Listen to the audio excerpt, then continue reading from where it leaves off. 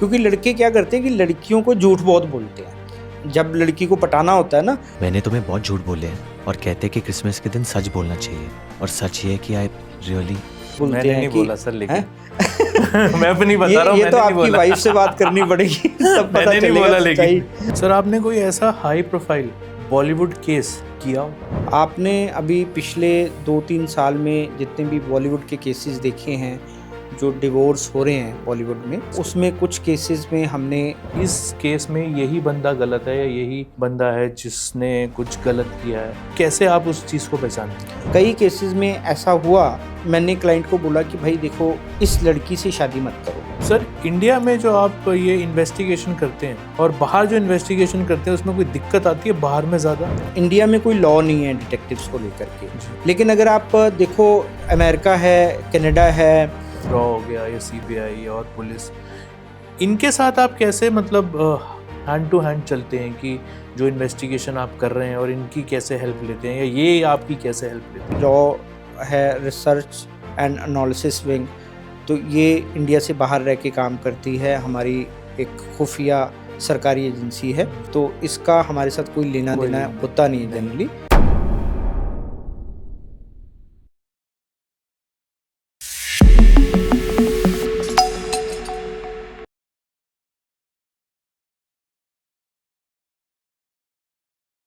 आगे बढ़ने से पहले मैं आपसे ये कहना चाहूँगा कि क्या आपने हमारे चैनल को सब्सक्राइब किया है, और अगर नहीं तो प्लीज़ जल्दी से हमारे चैनल को सब्सक्राइब कर लीजिए, क्योंकि आपका एक सब्सक्रिप्शन हमको मोटिवेट करता है आगे बढ़ने के लिए और अच्छे से अच्छे टॉपिक पे पॉडकास्ट लाने के लिए। तो प्लीज़ हमें सब्सक्राइब कीजिए, और इस पॉडकास्ट का ऑडियो वर्जन आप हमारे स्पॉटिफाई चैनल पर सुन सकते हैं और वहाँ हमें फॉलो भी कर सकते हैं। सो प्लीज़ एंजॉय द कुछ भी शो। राहुल सर, द कुछ भी शो में आपका बहुत बहुत स्वागत है। Thank you very much. कैसे हैं सर आप? मैं बहुत बढ़िया हूँ, और सबसे पहले आपका धन्यवाद बुलाने के लिए, अपनी ऑडियंस से जुड़ने के लिए। थैंक यू सर, आप हमारे शो पे आए। वैसे तो आपको कोई इंट्रोडक्शन की ज़रूरत नहीं है, क्योंकि हमने ही आपके इतने पॉडकास्ट देखे हैं, और आज आपको अपने सामने पाके सर जो गर्व मुझे महसूस हो रहा है आपसे मिलके, वो मैं आपको बयान नहीं कर सकता। Thank you very much. Thank you. But still थोड़ा सा अपने व्यूअर्स को मैं आपके बारे में बताना चाहूँगा। जी जी। सिंस 1999 से आप इन्वेस्टिगेशन फील्ड में हैं। आई थिंक अब ऑलमोस्ट 26 ईयर्स हो गए हैं। जी जी। और सर आप जहाँ तक मैंने आपके बारे में पढ़ा है, आप पर्सनल और कॉर्पोरेट इन्वेस्टिगेशन करते हैं, ना सिर्फ इंडिया में, अब्रॉड भी। जी जी। और आपका जो ऑफिस है सर वो न्यू दिल्ली बेस्ड है। जी जी। Right sir. तो आपसे बातचीत स्टार्ट करते हैं सर। जी। लेकिन उससे पहले सर मैं एक चीज़ आपसे पूछना चाहूँगा कि इन 26 सालों में कभी कोई ऐसा दिन आया है जब आपने शाहरुख खान का वो वाला अपना जो फेमस डायलॉग है वो किया हो, राहुल नाम है पता तो हो गई, जब आप इन्वेस्टिगेशन पे गए? जी जी। किया है सर ऐसा कभी? तो एक्चुअली क्या था कि जब शाहरुख खान साहब की फिल्म आई थी बादशाह जी, आई थिंक वो भी 98 में आई थी। जी जी जी। तो उस समय मैं प्रोसेस में था कि मैं अपनी एजेंसी प्लॉट करूं, जी और नाम सोच रहा था। तो मैंने सोचा कि मैं बादशाह डिटेक्टिव एजेंसी रखता हूं, जी जी। जैसे उन्होंने अपनी एजेंसी रखी उसमें। तो लेकिन लेटर ऑन जब हमने डिस्कस किया तो हमें लगा कि अगर हम ऐसा नाम रखते हैं, क्योंकि वो कॉमेडी पिक्चर भी थी एक, जी जी। तो हमें लगा कि लोग बड़ा लाइटली लेंगे, जी, बहुत जी। सीरियसली नहीं लेंगे। जी जी। तो इसलिए हमने वो आइडिया ड्रॉप कर दिया। जी तो हम जो ये फेमस उनका डायलॉग है, आई थिंक वो किसी और फिल्म का है शायद, कुछ कुछ होता है नहीं शायद। सर, वो है दिल तो पागल है। दिल तो पागल है। जी, ओके, कि ठीक है। राहुल नाम तो याद ही हाँ, होगा। उसमें उनके साथ माधुरी दीक्षित थी जी, और जी। करिश्मा कपूर थी। जी जी। तो बहुत अच्छी फिल्म थी, मैंने कई बार देखी है वो। मैंने भी बहुत बार देखी। हाँ जी। तो एक रोमांटिक फिल्म थी, अच्छी फिल्म थी। तो कई बार इन्वेस्टिगेशन में तो नहीं, लेकिन कभी कभी हम आपस में बैठते हैं जी। तो आपस में ऐसी बात करते हैं तो अच्छा लगता है। पर कभी इन्वेस्टिगेशन में ऐसा मौका इन्वेस्टिगेशन में जनरली हम अपना नाम थोड़ा चेंज कर लेते कर हैं, लेते हैं? तो राहुल नाम यूज़ नहीं करते नहीं generally। करते। तो इसलिए। ठीक है सर। सर जब आपने ये स्टार्ट किया 1999 में, तो उस टाइम में और आज में आपकी टीम में कितने लोग हैं? तो जब मैंने स्टार्ट किया था तो मैंने सिंगल हैंडली शुरू किया था, जी जी। One man army. और फिर वो एक मशहूर कहावत है कि हम चलते गए और कारवां बढ़ता गया, कारवां कुछ इस बढ़ता गया। तरीके का है। जी जी। तो अब हमारी टीम में बहुत लोग हैं। इन हाउस मेरे पास हैं करीब 18 लोग, जी। और ऑल ओवर इंडिया में मेरे पास जो फील्ड एजेंट है वो करीब 100 के आसपास हैं। और जितने भी फील्ड एजेंट हैं उनमें 80% जो लोग हैं वो आईबी और सीबीआई और रॉ से रिटायर्ड लोग हैं। और वो वीआरएस लेने के बाद, रिटायर्ड होने के बाद हमारे साथ जुड़ते हैं और हमारे लिए एक्सक्लूसिवली काम करते हैं वो। तो आपको तो सर किसी बंदे को ढूंढना होगा तो चंद सेकंडों का काम होगा। नहीं, चंद सेकंडों का काम तो नहीं होता, क्योंकि आज की डेट में जो बंदे गुम जाते हैं तो वो गुमते नहीं हैं, वो अपने आप को गुमा लेते हैं जान करके। ओह। तो वो अपनी आइडेंटिटी छुपा लेते हैं जान के, या तो किसी का पैसा देना होता है, या रिलेशनशिप में ऐसा होता है जी। कि जैसे बहुत सारे केसेस ऐसे आपने देखा होगा चलते हैं कि एक बाहर से एनआरआई आया, यूएसए से आया, ऑस्ट्रेलिया से आया, उसने इंडिया की लड़की से शादी की, फिर वापस चला गया और गुम गया वो। तो उस तरीके के केसेस होते हैं। तो अब वो क्या है कि खुद को छुपाते हैं वो। जब लोग खुद को छुपा रहे होते हैं तो वो एक्स्ट्रा कॉन्शियस होते हैं कि उनका कोई भी फुटप्रिंट ना रहे, कोई भी आइडेंटिटी ना रहे, इवन डिजिटल फुटप्रिंट भी मिटाने की कोशिश करते हैं। तो उनको ढूंढना इतना आसान नहीं होता, लेकिन बीइंग अ डिटेक्टिव हम ढूंढ तो लेते ही हैं उनको देर सवेर। लेकिन ये जो फुटप्रिंट्स छुपाते हैं सर, ये आसानी से छुपा लेते हैं वैसे, मतलब पूरी कोशिश करते हैं छुपाने की। देखिए, डिजिटल फुटप्रिंट तो छुपा नहीं सकते आप, लेकिन वैसे आपने अपनी आइडेंटिटी चेंज कर दी, अपना नाम चेंज कर दिया, बहुत सारी चीज़ें ऐसी कर दी आपने कि अपने आप को छुपा लिया, आपने एक अलग आइडेंटिटी बना लिया आपने, या एक हम कहते हैं अपनी लैंग्वेज में कि आइडेंटिटी थेफ्ट कर लिया आपने। आइडेंटिटी थेफ्ट मतलब कि आपने किसी और का नाम अपने नाम के साथ जोड़ लिया, इन द सेंस कि किसी की 10th की मार्कशीट है, उसके पेपर्स हैं या पासपोर्ट है उसका, तो उस पे अपना नाम चढ़ा लिया आपने। अपना नाम यानी कि उसका नाम अपना बना लिया, मतलब शक्ल आपकी हो गई, बाकी सारा कुछ उसी का है। तो ऐसे सर ये डॉक्यूमेंटेशन में चेंज करवा लेते हैं? सभी कुछ होता है। देखो, आपको पता ही है, जाली चीज़ें भी बनती हैं, डुप्लीकेट बनती हैं चीज़ें, सेटिंग भी हो जाती हैं, सारी चीज़ें पॉसिबल हैं। पैसा होना चाहिए बंदे के पास, सब चीज़ें पॉसिबल है, सब चीज़ें हो जाती हैं। जो कानून के लूप होल हैं वो निकाल लेते हैं आप। आम आदमी के लिए बहुत लॉ हैं, लेकिन पैसे वाले के लिए अगर उसने बेईमानी करनी है तो उसके लिए कोई लॉ नहीं है। आप इसको ऐसे समझ लो, एक छोटे से एग्जांपल से समझाता हूँ कि आप एक कंपनी खोलने जाओ तो आपको अब जीएसटी सर्टिफिकेट चाहिए, तो जीएसटी सर्टिफिकेट के लिए बोलेंगे जी आपका बैंक अकाउंट होना चाहिए, ठीक है जी। अब बैंक वालों से बात करोगे, वो कहते हैं जी जीएसटी सर्टिफिकेट होना चाहिए। अब कैसे करोगे आप काम? ये तो इन्फिनिटी बन गया। हाँ, ठीक है ना। तो बड़ी दिक्कत होती है इस तरीके से। तो ये, लेकिन ये आम आदमी के लिए है। लेकिन आप वही जीएसटी वालों को 10,000 रुपये दे दो, 5,000 रुपये दे दो, तो वो आपका जीएसटी दे देंगे, आपको कोई दिक्कत नहीं है। फिर वो सारे जो लॉ हैं वो साइड में रह जाएंगे। अगर बैंकर आपका जानकार है तो वो आपका बैंक खोल देगा, कोई दिक्कत नहीं है। उसके लिए फिर जीएसटी की जरूरत नहीं है। वो कहता है ठीक है, कोई नहीं, बाद में जमा करा देना, हम दिखा देंगे पहले जमा कराया, लेकिन आप बाद में जमा करा देना। तो यहीं से लोग लॉ ब्रेक करते हैं, बेसिकली यहीं से शुरुआत होती है। जो पैसे वाले लोग हैं जिन्होंने ये चीज़ें करनी है, अपनी आइडेंटिटी छुपानी है या किसी मकसद से भागना है, अपने आप को छुपाना है, तो वो कुछ ना कुछ करके सेटिंग कर लेते हैं सारे डिपार्टमेंट्स के साथ, और फिर अपनी आइडेंटिटी भी बदल लेते हैं और अपने आप को छुपा भी लेते हैं। सर, आपने कोई ऐसा हाई प्रोफाइल जी बॉलीवुड केस किया हो अपने टाइम में? मैंने काफ़ी केसेस किए हैं हाई कोई प्रोफाइल। एक सर जो बहुत ही ज़्यादा मतलब आपको याद भी और आपको लगा हो कि मतलब इससे एक्सट्रीम बॉलीवुड में कोई केस ही नहीं था? आपने अभी पिछले 2-3 साल में जितने भी बॉलीवुड के केसेस देखे हैं, जो डिवोर्स हो रहे हैं बॉलीवुड में और रिलेशनशिप क्राइसिस हो रहे हैं, बहुत ज़्यादा हैं सर तो आजकल। उसमें कुछ केसेस में हमने काम किया है, लेकिन नाम बताना ठीक नहीं है। उसका कारण ये है सिंपल सा।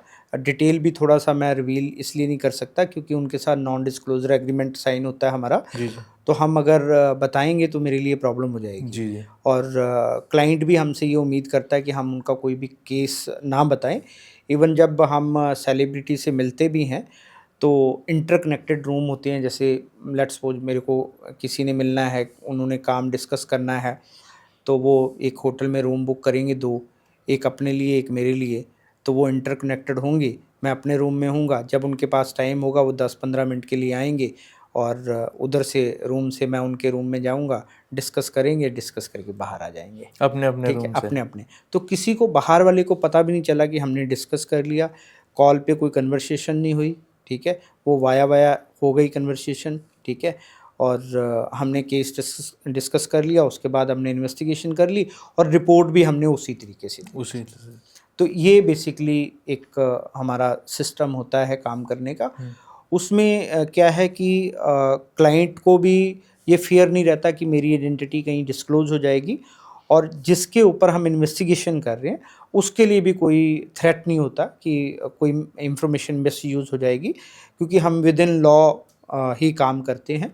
हमें लॉ भी देखना पड़ता है कि हम कोई ऐसा काम ना करें जो गैर कानूनी हो या मतलब लॉ से के बाहर हो, तो उस तरीके से हम काम करते हैं बेसिकली। तो सर कैसे जनरली आपके पास जो ये इन्वेस्टिगेशन के केसेस आते हैं, किस फील्ड से रिलेटेड ज़्यादा होते हैं और किससे सबसे कम होते हैं, थोड़ा सा अगर आप। तो जैसे आपने भी अपने इंट्रोडक्शन में बताया कि हम पर्सनल और कॉर्पोरेट इन्वेस्टिगेशंस करते हैं। तो पर्सनल केसेस में हमारे पास शादी से पहले की इंक्वायरी होती हैं, शादी के बाद की इंक्वायरी होती हैं, और फिर अगर 2 लोगों की आपस में नहीं बनती तो डिवोर्स केसेस फाइल हो जाते हैं। तो उसमें हमारा लॉ ऐसा बना हुआ है कि आपको साबित करना पड़ेगा कि आप अपने पार्टनर के साथ क्यों नहीं रहना चाहते, उनके अंदर क्या प्रॉब्लम है जिसकी वजह से आपको अपनी शादी ब्रेक करनी है। तो जब तक कोर्ट सेटिस्फाई नहीं होती है आपके रीजन से, तब तक वो आपको डिवोर्स नहीं देगी। और मेरी नज़र में जो है जनरली 2 टाइप के डिवोर्स होते हैं। एक आप कॉन्टेस्ट करके डिवोर्स लेते हैं, एक आप म्यूचुअल डिवोर्स लेते हैं। तो म्यूचुअल डिवोर्स आपको आसानी से मिल जाता है, और लेकिन कॉन्टेस्ट करके जो डिवोर्स है वो बहुत मुश्किल मिलता है, और बहुत कम इंडियन कोर्ट्स जो है कॉन्टेस्ट करके डिवोर्स देती हैं। बिकॉज़ आप उम्र भर लड़ते रहते हो, एक दूसरे को गलत साबित करते रहते हो, लेकिन साबित कुछ हो नहीं पाता कोर्ट ऑफ लॉ में। तो वहाँ पे क्लाइंट हमारे पास आते हैं ये जानने के लिए कि हमारा पार्टनर क्या गलत कर रहा है।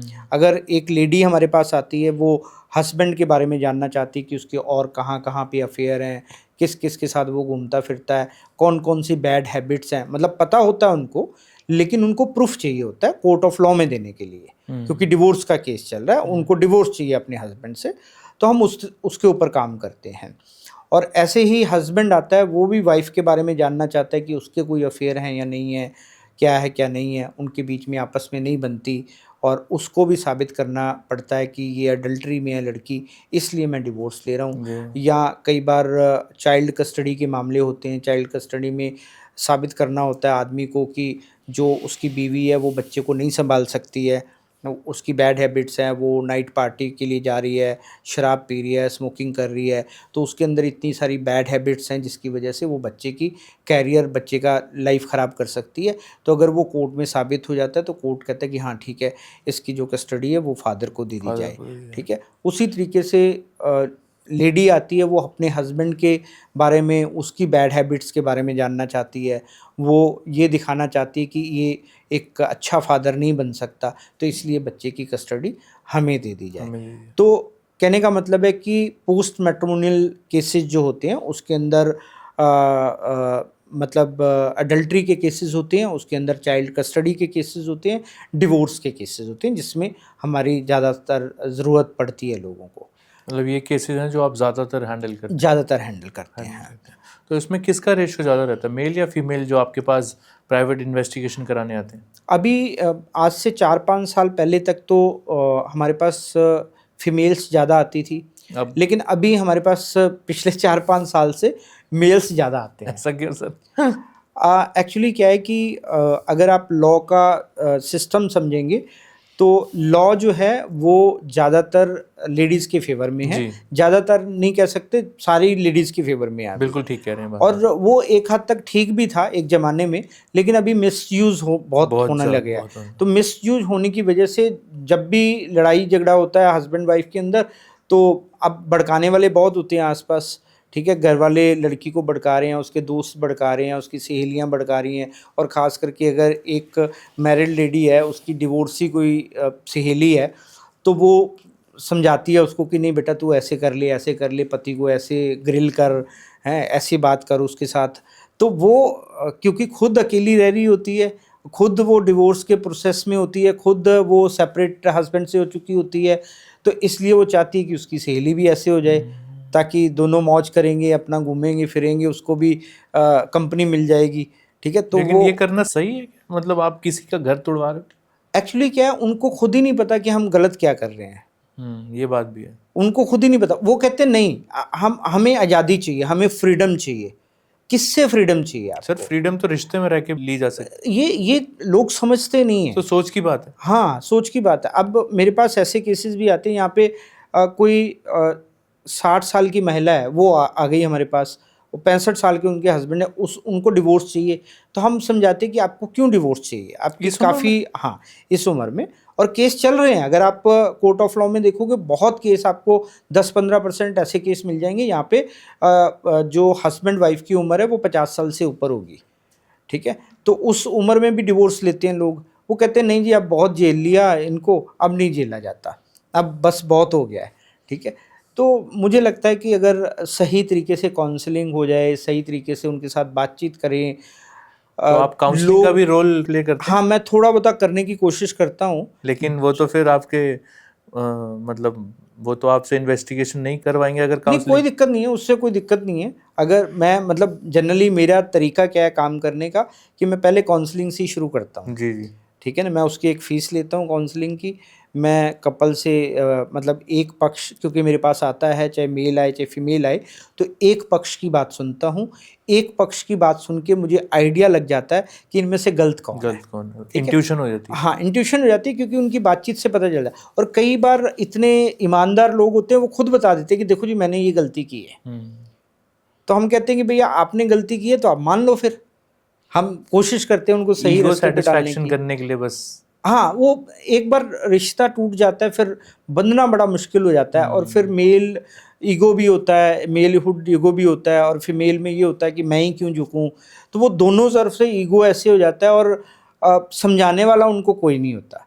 तो मुझे लगता है कि इंडिया में जो काउंसलर्स की बहुत ज़रूरत है, अच्छे काउंसलर्स की, जो सिर्फ पैसे की बात ना करें, जो रिलेशनशिप की बात करें, जो रिलेशनशिप को ठीक रखने की बात करें। क्योंकि आज की डेट में क्या हो गया कि औरतों को बेवकूफ़ बहुत बनाया जाता है फ्रीडम के नाम पे, कि भाई आपको फ्रीडम चाहिए, फ्रीडम चाहिए, फ्रीडम चाहिए। अब आप गाड़ी चला रहे हो, आपको रेड लाइट पे रुकना ही पड़ेगा। आपको क्या फ्रीडम चाहिए कि आप रेड लाइट तोड़ दो, ठीक है ना। आपको जो लाइफ के नियम है वो तो आपको निभाने ही पड़ेंगे ना।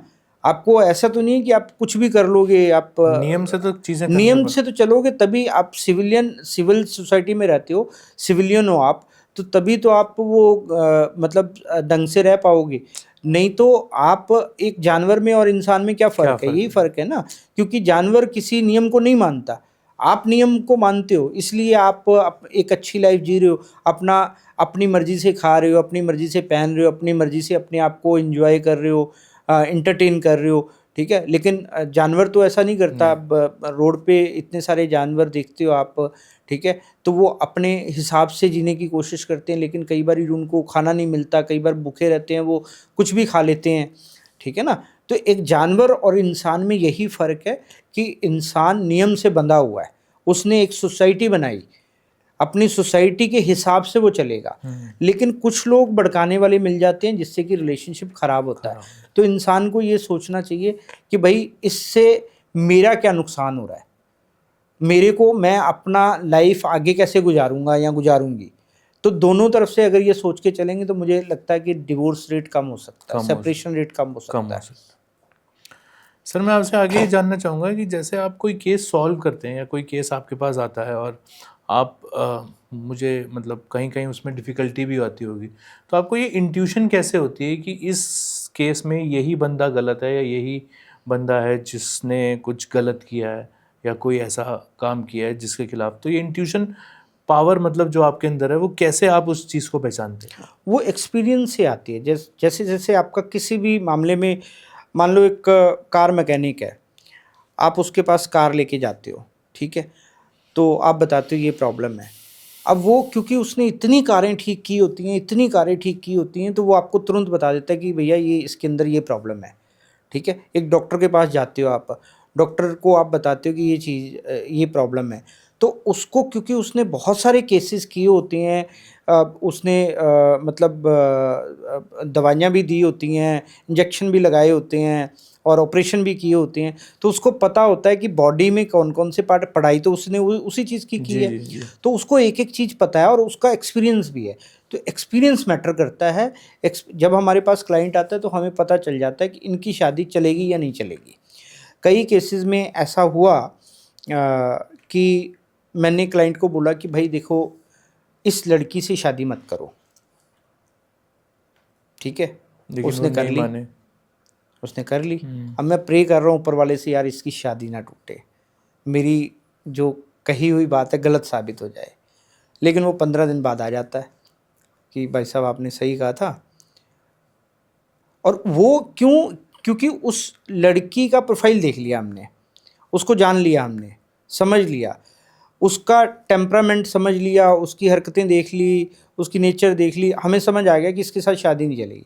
ऐसे कई लड़कियां आती हैं जो लव अफेयर में होती हैं, और मैं आपके पॉडकास्ट के ज़रिए उन लड़कियों को कहना भी चाहता हूं कि आपके माँ बाप ने आपको पाल पोस के बड़ा किया है, और मैं ये नहीं कहता कि आप अपनी ज़िंदगी अपने हिसाब से मत जियो, लेकिन आपको अपने माँ बाप की सुननी चाहिए। कई बार बहुत सारे केसेस मेरे पास आते हैं, यहाँ पे लड़कियाँ बड़ी ज़िद्दी हो जाती हैं कि नहीं हमें तो इसी लड़के से शादी करनी है। अब माँ बाप देखते हैं कि उसका कोई प्रोफाइल है नहीं लड़के का, अच्छा कमाता नहीं है, हरकतें उसकी टपोरी जैसी हैं जैसे फ़िल्मों में दिखाते हैं। जी आपने एक फ़िल्म का जिक्र कर रहा हूँ, धड़कन, एक फ़िल्म आई थी जी जी सुनील जी शेट्टी साहब जी की, जी। अक्षय कुमार की, शिल्पा शेट्टी की। शिल्पा शेट्टी। तो अब उसके अंदर क्या है कि जो सुनील शेट्टी होता है वो टपोरी बंदा होता है, ठीक है, और वो फटी हुई चप्पल पहन के जा रहा है, ठीक है। तो मतलब ऐसा ज़रूरी नहीं है कि आपके पास चप्पल नहीं है तो आप कुछ भी पहन के जाओ, या क्या है। मतलब थोड़ा आप अगर रिश्ता की बात करने जा रहे हो, लड़की के फादर से मिलने जा रहे हो, तो आपका जो लहजा है, आपका जो बर्ताव है, वो वैसा सही होना सही चाहिए, होना चाहिए। अगर आप इस तुनक मजाजी मर्यादा के में साथ होना जा रहे चाहिए हो मतलब। कि भाई नहीं जी मैं तो लड़की से प्यार करता हूँ, तो मैं तो बहुत महान काम कर रहा हूँ, इससे ज़्यादा बढ़िया काम तो मैं कर ही नहीं सकता कोई, ठीक है। तो प्यार करना ही बड़ी बात नहीं होती, प्यार निभाना भी बड़ी बात होती है, रिश्ते निभाना भी बड़ी बात होती बहुत है। बड़ी बात। प्यार तो आप एक बार कर रहे हो, लेकिन जब शादी हो जाएगी तो आपको शादी रोज निभानी पड़ेगी, उसके ऊपर रोज काम करना पड़ेगा। जिस दिन आप फेल हो गए तो समझ लो कि एक दरार आ गई शादी में आपकी, ठीक है ना। तो वो उस वही चीज़ करता है। तो लेकिन जो उनके फादर होते हैं शिल्पा शेट्टी के, वो समझाते हैं उसको कि बेटा ये लड़का अच्छा नहीं है, तो वो शादी करते भी नहीं उसके साथ उसकी, ठीक है। अक्षय कुमार के साथ शादी हो जाती है, वो हर तरीके से सही होता है, शादी चलती भी है, तो उसको समझ में भी आती है बाद में। तो आजकल की लड़कियां जो है वो टपोरी जो सुनील शेट्टी होता है, जो वो करेक्टर होता है, वैसे लड़के को पसंद करती हैं, बैडमैन। बैडमैन, ठीक है। तो उसको पसंद करती हैं। तो उस वजह से क्या होता है कि माँ बाप को बड़ी तकलीफ होती है, और माँ बाप लिटरली आके रो रहे होते हैं मेरे पास, हाथ जोड़ रहे होते हैं कि बेटा बचा लो, हमारी लड़की को बचा लो। और कई बार मैं लड़की से मिलता हूँ, मैंने कहा ठीक है आप बेटी को लेके आओ, हम इन्वेस्टिगेशन करते हैं, पहले हम समझते हैं कि इसको, हम जानते हैं, हम कहते हैं नहीं हम ऐसे विश्वास नहीं करेंगे कि वो लड़का ऐसा है, पहले हम इन्वेस्टिगेशन करेंगे, इन्वेस्टिगेशन करने के बाद मैं उनको समझा पाऊँगा आपकी बेटी को। अब हमने इन्वेस्टिगेशन की, जो उन्होंने बताया था वो सही निकला, वो लड़का ना कमा रहा है कुछ, ना कुछ कर रहा है, और जो उसकी पिक्चर है लड़की के सामने बहुत अच्छी है, और कई बार लफंगा है, वो दारू भी पी रहा है, स्मोक भी कर रहा है, अपना जुआ भी खेल रहा है मतलब दो और फेस लड़कियों है। के साथ भी ड्यूल दो फेस फेस है। है। लड़की के सामने बड़ा मासूम है वो, लड़की को नहीं पता कि ऐसा कुछ कर रहा है, क्योंकि लड़के क्या करते हैं कि लड़कियों को झूठ बहुत बोलते हैं। जब लड़की को पटाना होता है ना, लड़की को झूठ बहुत बोलते मैंने हैं नहीं कि बोला सर, लेकिन हैं? मैं भी नहीं बता रहा हूँ, ये मैंने तो नहीं आपकी बोला। वाइफ से बात करनी पड़ेगी तब पता मैंने नहीं चलेगा बोला, सच्चाई। तो तभी आप साथ हो। अगर आपने झूठ नहीं बोला, आपकी शादी चल भी रही है अच्छी, तो तभी आप साथ हो। लेकिन शादी हो भी गई आपकी, अगर आपने झूठ बोला होता तो वो पकड़ लेती आपको। जितना मैं अभी ऑफ कैमरा उनसे मिला हूँ, वो जी, बहुत इंटेलिजेंट है, ठीक है बहुत ना? ज्यादा, मुझसे ज्यादा है। तो लड़कियां, वैसे मैं सच्ची बात बताऊं, लड़कियां लड़कों से ज़्यादा इंटेलिजेंट जी, जी। होती हैं, लेकिन क्या करते हैं कि वो इंटेलिजेंस यूज़ नहीं करती अपना। आपने देखा होगा, पढ़ाई बहुत करती हैं वो, बीएड कर लेंगी, फिर बीसीए कर लेंगी, फिर बीबीए भी कर लेंगी या एमबीए भी कर लेंगी। तो अब मैं कई बार सोचता हूँ कि भाई आपने बीएड की, फिर बीसीए की, फिर आपने एमबीए या बीबीए कर ली, इन तीनों का आपस में कनेक्शन क्या है? बीसीए की आपने कंप्यूटर के लिए कर ली, बीएड कर ली अपने टीचर टीचिंग के लिए कर ली, एमबीए कर ली मैनेजमेंट के लिए कर ली। तो इन तीनों का कनेक्शन क्या है? जाके कहाँ, मतलब कहाँ एक, सेट होना है? हाँ, कहाँ सेट होना है आप? तो वो कंफ्यूज हो जाती हैं कई बारी चीज़ों में। और लड़कियां बहुत पढ़ लेती हैं, पढ़ने में बहुत होशियार होती हैं वो। हम जैसे लोग जो हैं वो सिर्फ मतलब पासिंग मार्क लेके पास होते हैं, तो लड़कियां अच्छा कर लेती हैं, है ना? तो कई बार ये लड़कियां जो प्यार के चक्कर में फंस जाती हैं, तो हम उनकी काउंसलिंग करते हैं। तो मैं समझाता हूँ उसको कि भाई देखो, ये लड़का इस तरीके का है। मानती नहीं है वो, मानती नहीं है। वो कहती नहीं, हमें पता है हमारा फलाना वो कैसा है, नाम लेके बोलती है हमारा वो कैसा है। तो मैंने कहा बेटा फिर शादी कर लो, फिर 2 दिन बाद मेरे पास दोबारा आ जाओगे, ठीक है ना? तो ये शादी कर मतलब लो। आपको इन्वेस्टिगेशन और इंट्यूशन दोनों से बात पता चल जाती है। हाँ, इन्वेस्टिगेशन करनी पड़ती है पहले। तो कई बार जो केस बताते हैं लोग, उससे भी पता चल जाता है हमें। सर एक बार आप ज़रा ये प्रोसेस बताएंगे कि जैसे कोई कस्टमर या कोई आपके पास आया, जैसे सपोज मैं आया, तो ये जो पूरा इन्वेस्टिगेशन का प्रोसेस है, ये जनरली कितना टाइम लेता है और किस तरीके से ये मतलब आप इन्वेस्टिगेशन स्टार्ट करते हैं और उसमें क्या क्या फेजेस आते हैं? तो जनरली क्या होता है कि जैसे किसी को लगा कि भाई कुछ जैसे फॉर एग्जांपल मैं हूँ, मुझे किसी का इन्वेस्टिगेशन कराना है, सपोज मेरी किसी से शादी होनी है, तो अब आप वो कैसे, मैं आपके यहाँ आऊँगा और आप बोल भी नहीं सकते ऐसा, ठीक है ना? बोलना भी पाप है आपके लिए। हम किसी और का एग्जांपल सर आप ये लेते हैं। समझिए मैं अभी 20 साल का हूँ, शादी नहीं हुई है। तो लेट्स सपोज एक पर्सन है, वो हमारे पास आता है कि उसने शादी करनी है जी और उसने 2-3 प्रोफाइल शादी.com से या जीवनसाथी.com से देखे हैं, जी और वो चाहता है कि उसके ऊपर हम प्रोब करें, इन्वेस्टिगेट करें या उसको वेरीफाई करें। जी तो हम उससे बैठ के बात करते हैं, एक छोटी सी कंसल्टेशन फ़ीस होती है हमारी। हम उसके साथ केस समझते हैं कि ये कितना अभी आगे तक गया है उस लड़की के साथ बातचीत में। तो हम पहले कोशिश करते हैं कि उसको बोलें कि भाई कम से कम एक मीटिंग तुम कर लो, पहले चाय पे मिल लो, कॉफ़ी पे मिल लो, कॉफ़ी मीटिंग कर लो एक, ठीक है? और 1-1.5 घंटे की, 2 घंटे की मुलाकात कर लो, एक दूसरे के बारे में थोड़ा जान लो, सामने वाला का इंटरेस्ट भी देख लो कि वो आपको पसंद कर रहा है या नहीं। हो सकता है इंटरेस्ट तो उसने आपका कर लिया है, ले लिया है, बट वो आगे ना बढ़ना चाहता हो, मतलब एक्सेप्ट कर लिया ऑनलाइन, हाँ, लेकिन मिलके वो आगे ना बढ़ना चाह रहा। मिलके नहीं हो सकता है, वैसे भी नहीं, क्योंकि उसके बफेट में और भी बहुत सारे लोग होंगे ना। मतलब तो एक अब के दो, फिर दो के आगे दो, फिर दो के आगे चार, ऐसे हो सकता है। अब क्या होता है कि जब आप कहीं पे भी, चाहे डेटिंग ऐप पे लड़की एक प्रोफाइल बनाती है, चाहे मैट्रिमोनियल पे, तो बहुत सारे लड़कों के इंटरेस्ट आ जाते हैं जी। उसमें से। कुछ मतलब सिर्फ टाइम पास कर रहे होते हैं, कुछ सीरियस होते हैं, और कुछ स्कैमर होते हैं उसमें से, ठीक है ना?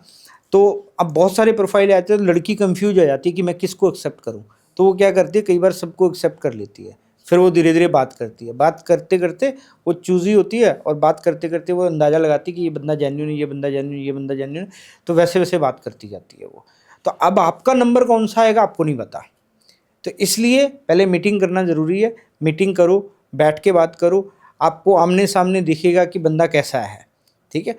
तो जब सामने वाला भी आप में इंटरेस्ट ले रहा है और आप भी ले रहे हो, मीटिंग के बाद भी आपको लगता है दूसरी मुलाकात होनी चाहिए, तीसरी मुलाकात होनी चाहिए, सामने वाला भी वैसा हिंट दे रहा है आपको, तो तब मुझे लगता है इन्वेस्टिगेशन की ज़रूरत है, वेरिफिकेशन की ज़रूरत है। वो वेरिफिकेशन ऐसी होनी चाहिए कि आप ये जानना चाहते हो कि वो जेन्युइन पर्सन है या है नहीं, या नहीं। ठीक है ना, या जो उसने बताया है वो वैसा है या नहीं है। तो आप कैसे चेक करते हो ये? तो हमारे पास एक बायोडाटा आता है, बायोडाटा में उन्होंने अपना घर का एड्रेस दिया हुआ है, नाम दिया हुआ है, एजुकेशन दी हुई है, फैमिली के बारे में बताया हुआ है। तो हम स्टार्ट करते हैं उनके नाम से कि कोई आइडेंटिटी थेफ्ट वाला केस तो नहीं है कि भाई ऐसा तो नहीं है कि जो पर्सन अपना नाम बता रहा है वो हो ही ना, वो कोई और बंदा हो। फॉर एग्जाम्पल नाम राकेश है लेकिन हो अमित। आपने एक मशहूर फिल्म देखी होगी 3 इडियट्स, देखिए सर, ठीक है। तो सबने मैं देखी। फिल्में बहुत देखता हूँ जी। मेरे को फिल्में देखने का शौक है, तो मैं एग्जाम्पल भी वहीं से उठाता हूँ। आप इन्वेस्टिगेशन भी वैसे ही करते हैं जैसे फिल्मों में होता है? थोड़ा सा फ़र्क होता है, मतलब थोड़ा सा वैसे ही फ़र्क होता- होता है, वैसे ही होता है। ऑलमोस्ट वैसे ही होता है, थोड़ा सा तो फिल्म 3 इडियट्स में जो आमिर खान साहब का रोल होता है वो आइडेंटिटी थेफ्ट उन्होंने किया होता है। जी जी। क्योंकि वो जो खुद होते हैं वो होते ही नहीं जो कॉलेज में होते जो हैं, कॉलेज जो कॉलेज में नाम उनका होता है, वो डिग्री किसी और के लिए ले रहे होते ले हैं, रहे होते हैं। पढ़ रहे होते हैं खुद और नाम किसी और का चल रहा होता है, तो वो बेसिकली आइडेंटिटी थेफ्ट के दायरे में आता है। तो कई बार ऐसा हो जाता है कि डिग्री किसी और की है लेकिन चेहरा आपका है, चेहरा। तो इसको आइडेंटिटी थेफ्ट बोलते हैं हम जनरली, ठीक है। तो सबसे पहले हम ये चेक करते हैं कि भाई जो बंदा है वाकई वो बंदा वही है जो नाम है उसका या कुछ और है मामला। तो वो चेक करने के बाद फिर हम उनके एड्रेस पे हमारी टीम विज़िट करती है, आसपास से पता करती है और देखती है कि इनकी रेपुटेशन कैसी है, ये कितने साल से यहाँ पे रह रहे हैं, घर अपना है या नहीं है। तो ये तमाम तरीके की चीज़ें, छोटे छोटे हमारा क्वेश्चनियर बना होता है, वो क्वेश्चनियर फिलअप करके लाती है और उसको अलग अलग एंगल से हम फिर वेरीफाई करते हैं कि ये इन्फॉर्मेशन सही है या नहीं, क्योंकि उस इन्फॉर्मेशन में हमें उनकी फैमिली के बारे में पता चल जाता है, कितने भाई कितनी बहन हैं, फादर मदर क्या करते हैं, दादा कहाँ से बिलोंग करते हैं, ये फैमिली का बैकग्राउंड क्या है प्रॉपर। तो ये सारी चीज़ें पता करने के बाद फिर हम एक रिपोर्ट बनाते हैं। और एजुकेशन में भी इसमें होता है कि एजुकेशन भी हम पता करते हैं, जो पर्टिकुलर इंस्टीट्यूशन होता है वहाँ से एजुकेशन इन्होंने ली है नहीं ली। पर्टिकुलर बोर्ड या हाँ, यूनिवर्सिटी जो भी उन्होंने लिखा है कि भाई MBA from so and so university, Amity university या वट एवर जो भी है नाम लिखा है, तो हम वहाँ से पता करते हैं कि वहाँ उन्होंने एजुकेशन वहाँ से ली है या नहीं। और कई केसेस में वो गलत भी निकलता है, भाई लोग लिख देते हैं लेकिन गलत भी निकलता है और होता भी नहीं है वो। तो इस तरीके से मतलब प्री मैट्रिमोनियल का केस हम इन्वेस्टिगेट करते हैं। तो सर ये जो केस हैं इनका जो रेशियो होता है वो कितना % मतलब सही निकलता है कि मतलब जो आपने इन्वेस्टिगेशन किया है वो एकदम सही निकला है? देखिए क्या होता है कि जैसे अभी प्री मैट्रिमोनियल की बात की जी, जी। हमने, तो प्री मैट्रिमोनियल में कुछ गलत निकलने का मतलब बनता नहीं है। जी, जी। ठीक है, तो मैं आपको एक केस बताता हूँ। जी। हमारे पास एक CBI ऑफिसर थे, वो हमारे जानकार थे। उनका फ़ोन आया कि यार राहुल, ये एक मेरी सिस्टर है मुझसे छोटी, उसका रिश्ता करना है, हमने एक लड़का देखा है तो उसके बारे में ज़रा पता कर दे। मैंने कहा ठीक है। तो उन्होंने बायोडाटा भेज दिया। अब बायोडाटा में क्या लिखा हुआ है कि लड़के ने MBA किया हुआ है फलानी यूनिवर्सिटी से, UP की कोई यूनिवर्सिटी थी, उसका नाम लिखा हुआ है उसका, और फैमिली के बारे में लिखा हुआ है, अपने बारे में लिखा है, 2 कंपनियां चला रहा है वो, तो 2 कंपनियों के नाम लिखे हुए हैं उसमें। उसके बाद लिखा है कि एक पेट्रोल पंप है उसका, पेट्रोल पंप का भी लिखा हुआ है सारा कुछ। तो हमने कहा चलो ठीक है, हम करते काम। हमें लगा कि बड़ा अच्छा प्रोफाइल है ये। तो कंपनियों के बारे में जब हमने रिसर्च की तो पता चला ये कंपनियां अभी 1 साल पहले ही खुली हैं दोनों, और उनमें कोई ट्रांजैक्शन भी नहीं हुई, कोई काम भी नहीं हुआ उनमें, कोई फाइनेंशियल मतलब फाइनेंशियल तो नहीं देख सकते हम, मतलब उसमें जितना हम पब्लिक रिकॉर्ड से उसको हम ओपन सोर्स इंटेलिजेंस बोलते हैं, तो ओपन सोर्स इंटेलिजेंस से हम जितना पता लगा सकते हैं वो पता लगाया, उसमें काम हुआ नहीं कोई। हुआ नहीं। ठीक है, हमने कहा चलो ठीक है, ये एक रेड फ्लैग हो गया। ठीक है, फिर हम ने पेट्रोल पंप पे गए। पेट्रोल पंप पता चला जी उसके चाचा का है, वो उसका है ही नहीं पेट्रोल पंप, उसका दूर दूर तक उस पेट्रोल पंप के साथ कोई लेना देना नहीं है। ठीक है ना। और तीसरा, जब हमने उसकी एजुकेशन पता की उस यूनिवर्सिटी से, उसका कोई रिकॉर्ड नहीं मिला, यूनिवर्सिटी में नहीं था, यूनिवर्सिटी में गया ही नहीं वो कभी, 12th पास था वो। जब और डीपली रिसर्च किया उसके बारे में, और उसके चाचा का लड़का ही मिल गया हमें। हमने कोई कवर स्टोरी बनाई, उसी से हमने पता किया कि भाई इनकी कंपनी है, इन्होंने लोन वगैरह के लिए अप्लाई किया, थोड़ा पता करना हमने, इस तरीके से स्टोरी बनाई और पता किया। तो उसने बताया वो तो 12th पास है और फलानी जगह से उसने 12th किया है, मतलब इवन ग्रेजुएट भी नहीं है वो, और वो लड़की जो है वो PhD है। अब सारा कुछ झूठ दिया है, मतलब कंपनी भी झूठ हो गई, पेट्रोल पंप भी झूठ हो गया, एजुकेशन भी झूठ हो गई, तो कैसे रिश्ता बनेगा? मन मान जाता है वैसे ऐसे लोगों का सर करने के लिए, अब मतलब इतना झूठ बोलने के लिए, मतलब डाइजेस्ट भी तो करना ही था ना। अब पता नहीं, अब मेरे को तो समझ नहीं आता कि लोग इतना झूठ क्यों बोलते हैं। कल को मतलब शादी होगी, लड़की को पता चलेगा, फिर पता ही उसके बाद- चलेगा, उसके साथ सारी जिंदगी बितानी है। हाँ, तो उसके बाद क्या होगा? अब वो बेचारा CBI वाला बड़ा शरीफ आदमी, अब वो कहते हैं यार राहुल इसको बोलूं कैसे, अपनी सिस्टर को नहीं, उस लड़के को मना कैसे करूं? को। मैंने कहा भैया आप साफ साफ बोल दो उसको कि भाई तेरा वेरिफिकेशन कराया था हमने और ये निकला है तेरा, तो झूठा आदमी है। कहता नहीं यार अच्छा नहीं लगेगा, उसको बुरा लगेगा थोड़ा।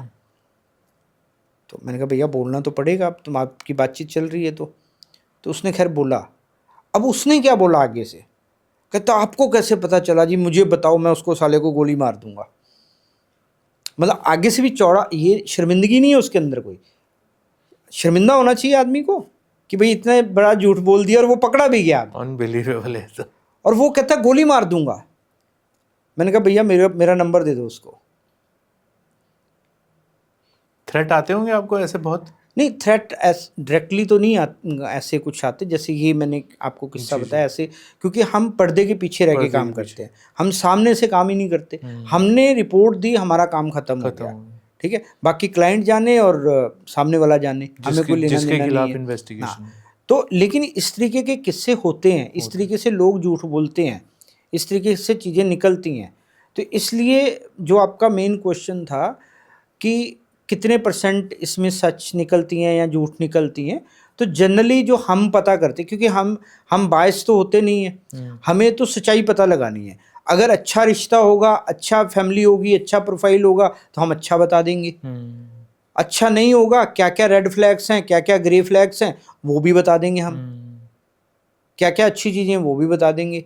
तो हम मतलब अनबायस्ड रिपोर्ट बनाते हैं। सर मैं आपसे आगे पूछना चाहूँगा कि जैसे आपने बायस और अनबायस की बात करी, कभी कभी कोई ऐसी इन्वेस्टिगेशन भी आती होगी जिसमें आपको लगता होगा कि इसमें मेरा डिसीजन बायस हो सकता है, या इसमें मेरा डिसीजन है जो इन्फ्लुएंस कर सकता है बहुत चीज़ों को, तो उस केस को आप कैसे हैंडल करते हैं, या वो लेते हैं या नहीं लेते? जो आपके कोई निकटतम हो, या कोई आपके बहुत ही क्लोज हो, या कोई फैमिली रिलेटेड कोई ऐसे हो दूर के जानकार? जनरली इसमें क्या होता है कि हम इस पे गौर करते हैं कि लेट्स सपोज मेरे पास एक कोई केस आया और वो केस उसको नहीं पता, लेकिन जिसका केस है, जिसके ऊपर इन्वेस्टिगेशन किया, वो भी मेरा जानकार है। अब मुझे पता है कि अगर मैं उस केस में इंक्वायरी करूँगा, मैं इन्वेस्टिगेशन करूँगा, तो जाहिर सी बात है कि मेरी बायस रिपोर्ट जाएगी, या तो मैं इसको फेवर करूँगा या मैं उसको फेवर करूँगा, ठीक है। इनडायरेक्टली वो हो जाएगा। तो हम क्या करते हैं कि उस पर एक इंडिपेंडेंट टीम लगा देते हैं, अगर हमें वो काम करना है तो। अगर वो काम आप करते अगर करना है तो। अगर कोई ऐसा मामला है जैसे पोस्ट मैट्रिमोनियल का है, लड़की का पक्ष भी मेरे को जानता है, लड़के का पक्ष भी मेरे को जानता है, लेकिन लड़के वालों को पता नहीं कि मैं लड़की वालों को जानता हूँ, तो दोनों मेरे पास आ गए, ठीक है ना। तो मैं कोशिश करूँगा कि केस ना करूँ, लेकिन मैं काउंसलिंग से इनको समझा पाऊँ कि भाई क्या चल रहा है, तो तुम थोड़ा सा देख के अपना कर लो, और मैं कोशिश करता हूँ कि उनके बीच में सुलह हो जाए तो ज़्यादा बेटर है। तो वो मैं रास्ता लेता हूँ बेसिकली। लेकिन कोई ऐसा केस जिसमें सर कभी बायसनेस हुई हो? थोड़ी सी बायसनेस तो कभी नहीं हुई। जो मैंने ये दोनों का बताया, मैं एक केस मेरे पास आया था पोस्ट मैट्रिमोनियल का, उसमें लड़का मेरे पास आया कि भाई हम जो है, मेरी वाइफ मायके चली गई है, अब मुझे लगता है उसका अफेयर चल रहा है किसी के साथ, ठीक है। हमने कहा ठीक है, पता कर लेते हैं भाई। और हम अभी मेरी टीम काम कर रही थी, इतने में लड़की वालों का भी कॉल आ गया कि भाई लड़के ने हमारी लड़की को छोड़ दिया, हमें लगता है कि उसका कोई अफेयर चल रहा है। अब मैं तो दोनों को जानता हूँ, ठीक है। तो हमने कहा ठीक है भाई, हमने थोड़ा विचार किया कि भाई हम लड़के की इन्वेस्टिगेशन करें या ना करें। तो हमने एक इंडिपेंडेंट टीम लगाई लड़के की इन्वेस्टिगेशन की, तो उसका कोई अफेयर नहीं निकला, लड़की का कोई अफेयर नहीं निकला। अब मैं दोनों को जानता हूँ, ठीक है। तो स्टोरी मैंने कहा यार ये हुआ क्यों, तो मैं कुछ तो वजह होगी। हाँ कुछ तो वजह होगी। मैंने लड़के को बुलाया, मैंने कहा यार जो है मेरे को बताओ कि आपको क्यों लगता है ऐसा। कहता है यार वो बिना बताए छोड़ के चली गई, ऐसा हो गया वैसा हो गया फलाना। मैंने कहा ठीक है। फिर ये मैं आपको 15 साल पुरानी बात बता रहा हूँ। तो मैंने लड़की की मदर को फ़ोन किया, मैंने कहा आंटी मैं आपके घर आना चाह रहा था, तो थोड़ी देर के लिए मिलते हैं, मैं इधर आया हुआ था तो मैंने सोचा आपसे मिल लूँ। कहती ठीक है बेटा आ जाओ, कोई बात नहीं। मैं उनके घर गया, चाय वाय पिलाई, उन्होंने बैठे, हम बातचीत की, तो लड़की भी थी वहाँ पे। मैंने कहा बेटा तू एक बात बता, तेरे को मतलब कैसे लगता है कि भाई वो लड़का गलत है या उसका अफेयर है, क्योंकि हमने जो इंक्वायरी की है उससे तो पता नहीं चला ऐसा कुछ। तो कहती भैया जो है जो हमारे काम करने वाली मेड थी उसने मुझे बताया कि जब मैं 2-3 दिन के लिए अपने मायके आ गई थी तो उसके बेड पे कॉन्डम का पैकेट मिला था और हम कभी यूज़ नहीं करते। मेड ने बताया? मेड ने बताया। तो कहती इससे मेरे को डाउट हुआ। तो मैंने फिर और इंक्वायरी की, मैंने कहा कभी आपकी लड़ाई हुई उसके साथ, मेड के साथ, या कोई बातचीत हुई। कहती नहीं मेरी तो लड़ाई नहीं हुई, हाँ हस्बैंड की एक बार लड़ाई हुई थी, उन्होंने खाना वाना पता नहीं अच्छा नहीं बनाया था तो हस्बैंड ने डांट दिया था। तो मेरे को समझ आ गया कि अब मामला क्या है। मैंने कहा यहाँ पे दोनों ठीक हैं तो आपको भी सुन के समझ आ गया कि उस मेड ने अपना चक्कर चला लिया बीच में कि भाई इनको दोनों को मैं इस तरीके से कर देती हूँ, ठीक है ना। तो फिर मैंने कोशिश की उन दोनों को समझाने की, और लेकिन मैंने उनको रिवील नहीं किया कि मैं तुम दोनों को जानता हूँ। मैंने लड़की वालों को भी बोला कि मैंने कहा कई बार मेड झूठ भी बोल सकती है, तो आप कोशिश करो मिलने की, बातचीत करने की, ठीक है ना, और बातचीत से सारी चीज़ें निकल के आएंगी। और आपने उन अपने हस्बैंड को बताया भी नहीं ये चीज़ कि मेड ने आपको बताई ये चीज़। कहती मैं कैसे बता दूं उनको, है ना, ये बात वो बात, मैं ऐसी कैसे इल्ज़ाम लगा दूं। मैंने कहा लेकिन घर तो छोड़ के बैठे हो ना आप, तो आप कोशिश करो उनसे बातचीत करने की। इधर से मैंने लड़के वाले को जोर दिया कि भाई तू कोशिश कर, जब वो लड़की सही है, वो सीधा आ रही है, सीधा जा रही है, हमने सारा कुछ चेक कर लिया, कुछ निकला नहीं, तो तुम कोशिश क्यों नहीं करते? कोशिश करो। अब मुझे पता था लड़की भी नहीं गलत है, लड़का भी नहीं गलत है, लेकिन दोनों को कह नहीं सकता था मैं। लेकिन मैंने तरीके से उनको मिलाने की कोशिश की, लेकिन वो मतलब फाइनली मतलब मिले, बातचीत की, जो अपना वो धुंध थी उनकी वो हटी और दोनों फिर एक साथ रहने लगे। लाइफ ठीक चले। उसके बाद तो खैर पता नहीं चलता क्या हुआ क्या नहीं, लेकिन एक बार उनका बीच में फ़ोन आया था उसके बाद कुछ दिनों बाद कि हाँ भाई लड़की जो है, लड़की की मदर का ही आया था कि लड़की वापस चली गई है। तो थैंक यू बोलने के लिए आया, भैया बेटा थैंक यू, तुमने कोशिश की और ये वापस चली गई, एक रिश्ता हो चल रहा। हाँ तो लाइक दैट, तो अच्छा भी लगता है वो। सर कितने इन्वेस्टिगेशन किए होंगे आपने अभी तक इन 27 सालों में, 26 सालों में? 8-10 हज़ार तो कर लिए होंगे केसेस। 8-10 हज़ार? हाँ आराम से। और इंडिया और बाहर? इंडिया के बाहर भी किए मैं। कितने रेशो? इंडिया में कितने और इंडिया के बाहर कितने? नहीं ज़्यादातर तो इंडिया में ही किए, इंडिया से बाहर तो गिनती के केसेस किए नो डाउट, क्योंकि उतने केसेस आते भी नहीं। और अगर हम करते हैं बाहर तो मतलब मैं अपनी अगर मेरी बात करो तो मैंने तो कम किए, लेकिन हम जो हमारे काउंटर पार्ट्स हैं वहाँ पे हमारी एसोसिएशन है WAD, world association of detectives, council of international investigators, तो उनकी हम हेल्प ले लेते हैं।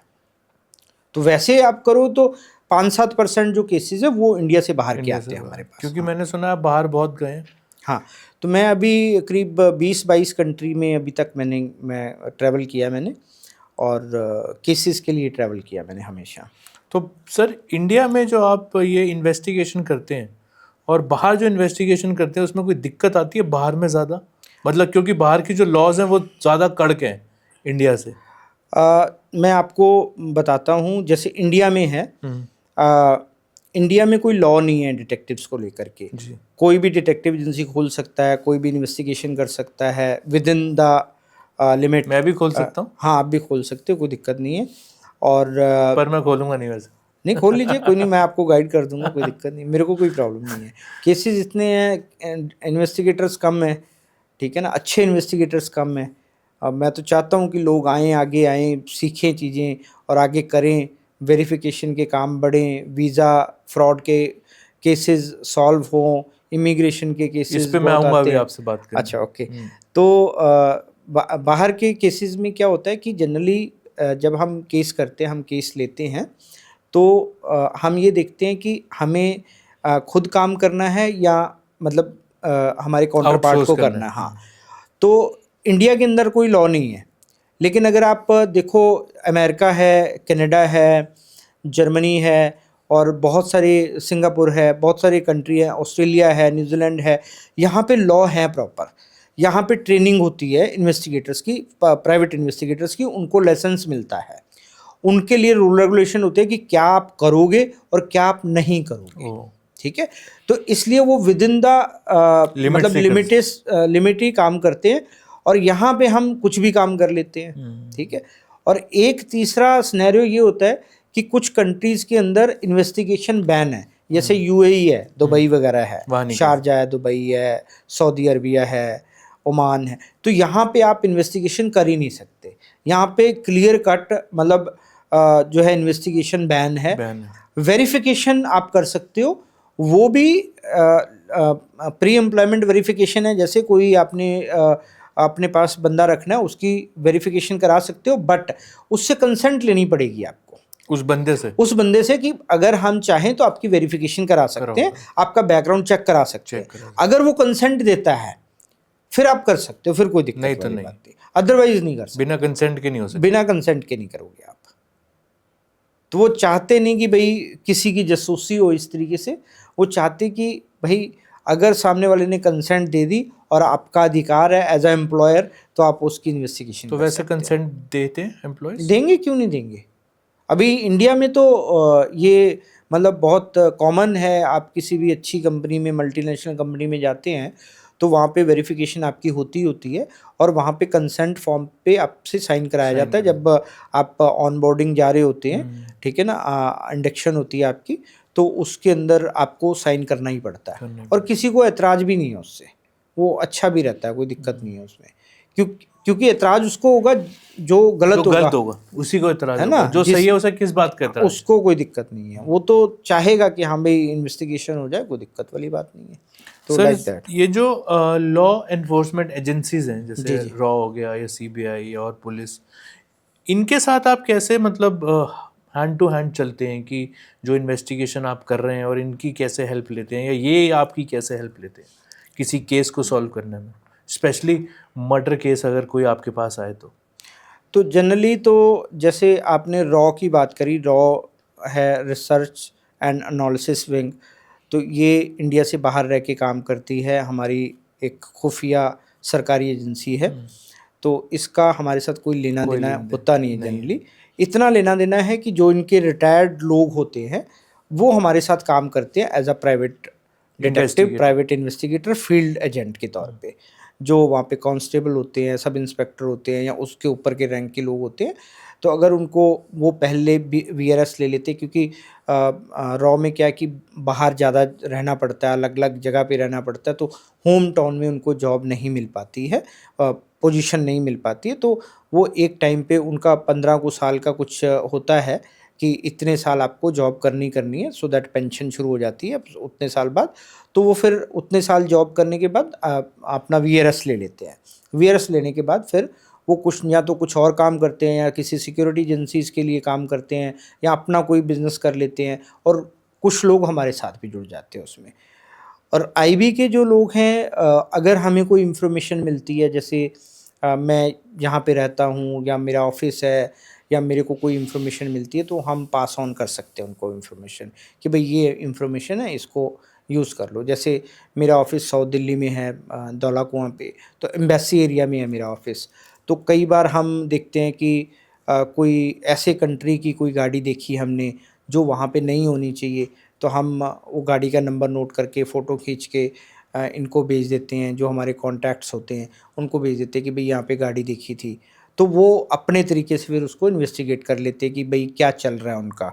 तो वो एक इंटेल मिल जाती है उनको हमारी तरफ से कि हम क्या।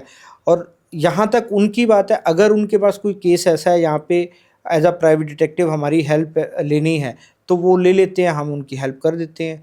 ठीक है।